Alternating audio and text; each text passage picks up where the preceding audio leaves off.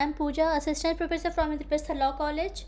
और आज हम जनरल हिंदी में पढ़ेंगे वाक्य अशुद्धि शोधन और अशुद्धियों के प्रकार। तो शुरू करते हैं। सबसे पहले जानते हैं वाक्य अशुद्धि शोधन होता क्या है। वाक्य भाषा की महत्वपूर्ण इकाई है, अतः वाक्य को बोलते व लिखते समय उसकी शुद्धता, स्पष्टता और सार्थकता का ध्यान रखना आवश्यक होता है।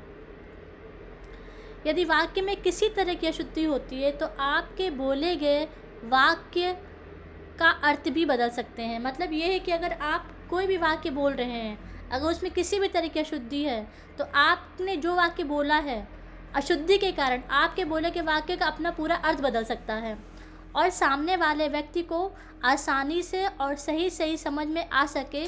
उसके लिए ज़रूरी होता है कि व्याकरण के नियमों की दृष्टि से वाक्य शुद्ध हो। अतः वाक्य को व्याकरण के नियमों के अनुसार शुद्ध करना ही वाक्य अशुद्धि शोधन कहलाता है। अब बात करते हैं इसके प्रकार के बारे में। अशुद्धियों के प्रकार, जो पहला प्रकार है वो है वर्तनी संबंधी अशुद्धि। दूसरा है शब्द अर्थ प्रयोग की अशुद्धि। तीसरा है लिंग संबंधी अशुद्धि। नेक्स्ट वचन संबंधी अशुद्धियाँ। नेक्स्ट पदक्रम संबंधी अशुद्धियाँ। नेक्स्ट है पुनरावृत्ति की अशुद्धियाँ या पुनरुक्ति दोष। अगला है विराम चिन्ह संबंधी अशुद्धियाँ, संज्ञा संबंधी अशुद्धियाँ। इसमें संज्ञा संबंधी अशुद्धियों में एक आता है अनावश्यक संज्ञा पदों का प्रयोग और दूसरा है अनुपयुक्त संज्ञा पदों का प्रयोग। उसके बाद है सर्वनाम संबंधी अशुद्धियाँ। उसके बाद है विशेषण संबंधी अशुद्धियाँ। नेक्स्ट है आपका क्रिया संबंधी अशुद्धियाँ।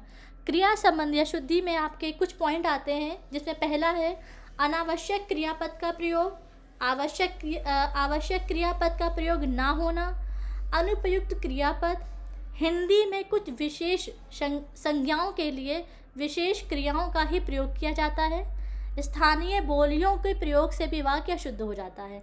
तो ये जो 5 जो अशुद्धियाँ हैं ये क्रिया संबंधी अशुद्धियों के अंतर्गत आती हैं। अगला है क्रिया विशेषण संबंधी अशुद्धियाँ।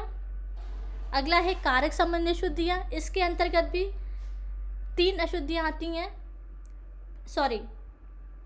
7 अशुद्धियाँ आती हैं, जिसमें पहला है कर्ता कारक संबंधी अशुद्धियाँ, दूसरा है कर्म कारक संबंधी अशुद्धियाँ, तीसरा है करण कारक संबंधी अशुद्धियाँ, चौथा है संप्रदान कारक संबंधी अशुद्धियाँ, पांचवा है अपादान कारक संबंधी अशुद्धियाँ, छठा है संबंध कारक संबंधी अशुद्धियाँ और लास्ट है आपका अधिकरण कारक संबंधी अशुद्धियाँ। तो आज के वीडियो में हमने पढ़ा वाक्य अशुद्धि शोधन के बारे में कि ये होता क्या, इसका अर्थ क्या होता है। उसके बाद और हमने पढ़ा कि अशुद्धियों के प्रकार कितने प्रकार के होते हैं। अगले वीडियो में हम अशुद्धियों के प्रकार के बारे में विस्तृत रूप से जानकारी देंगे आपको हम। और इसी के साथ आज का वीडियो यहीं पे समाप्त होता है। Thank you.